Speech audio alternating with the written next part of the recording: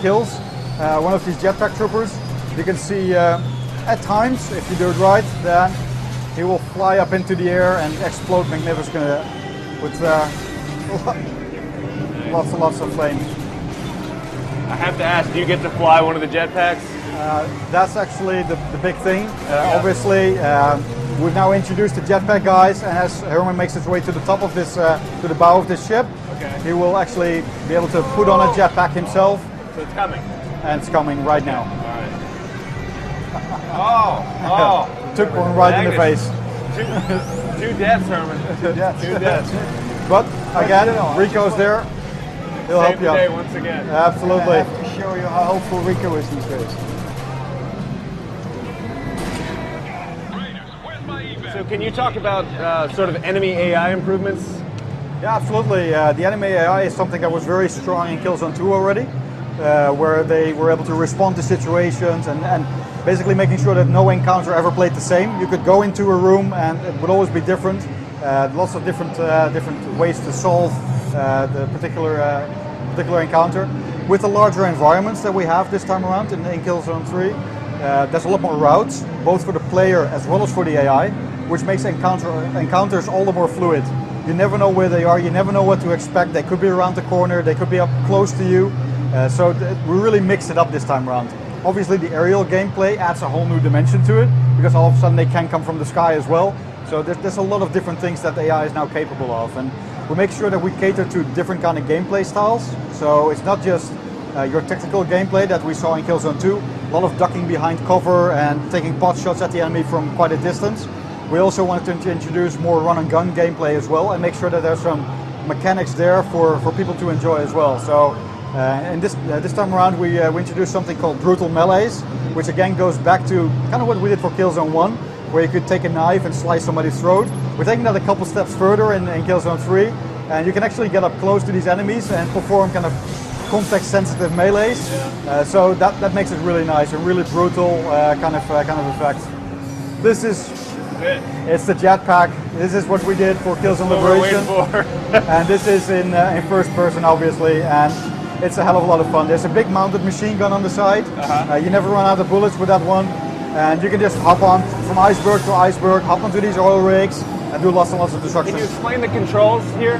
Yeah, the controls are very straightforward. You use L1 trigger to just boost up, and then you can press X to boost forward in any direction to kind of dodge missiles or make longer jumps. And then you've got the R1, the regular kind of this is your fire button, and that will allow you to fire that big mounted machine gun. You can also throw grenades still using the R2. So basically everything that you know from the controls are still there. And it feels really intuitive to just jump around in these packs. And how much boost are we talking about? Like 5 seconds worth of boost, or? There's a good couple seconds. It's what happens is if you boost up, as soon as you kind of reach your maximum altitude, you slowly descend. So I think there's probably a good 5 seconds of flying every time. And of course, what you can do is climb up higher and higher. These oil rigs are really suited for that, so you can basically reach areas that you were never before able to reach, and then really just glide down on top of these enemies and while you're shooting the hell out of them. So it's a lot of fun. If you guys want to ask questions of the developers of Killzone 3, you can send us an email at onthespot@gamespot.com. Guys, I have one from Asan from Copenhagen. He wants to know how many melee moves are they in Killzone 3? Too many to mention. No, we have a whole bunch, I guess about 7 in there now, where we're still adding variety as we go. So this is still pre-alpha code we're showing today. What we'll do with all of these melees is they're context sensitive. So based on the environment that you're at, let me just get out of harm's way here, but if you're close to say this railing here, it'll scan the environment and it'll see that you're close to the railing. You can take the guy's head, bump him to it. If you're freestanding, you'll do a different kind of move. If you're close to a wall, you can actually kick him into the wall and then take him out. So there's all these kind of context-sensitive moves, and we're adding lots and lots of different ones. Each weapon will have different ones as well, so there's lots and lots of variety. All right, let's take a few more.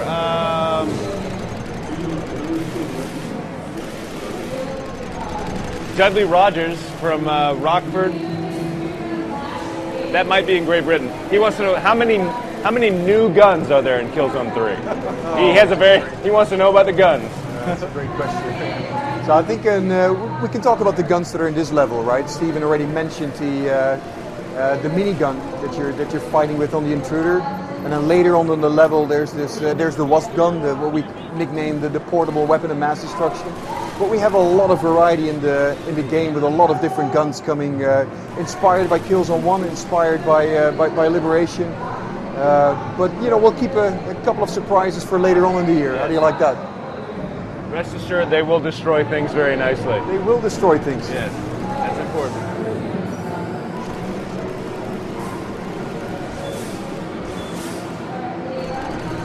I would imagine the jetpack changes up combat a great deal and sort of puts a burden on your AI. Not at all, actually. The aerial aspect of it, because the AI is aware of its environment, so they know how to scan the environment in all directions. So I wouldn't say they're as smart as a human being, but it's pretty close. It's kind of the other way around. We in Killzone 2 we had a lot more constrained levels, and in Killzone 3, since the scale of the levels you're playing in is so much bigger, we have a lot more opportunity to show off the AI that was already great in Killzone 2. It's the same AI but improved, and it gives you just a lot more freedom, and it's a much better showcase of the AI as we put it together. All right, guys. Well, we saw a lot of destruction. We saw some jetpack. We see some puzzle solving here, and even more destruction. Thank you for being here. Killzone 3. Final question, of course. When can we expect to play it? When you can expect to play it, it's here at E3, yes, right behind the GameSpot booth, yep. And it will be in the stores in February of 2011. All right, well, February can't get here soon enough, guys. Thank you so much for being here. Right now, it's time for a show report from the E3 2010 show floor from THQ. Check it out.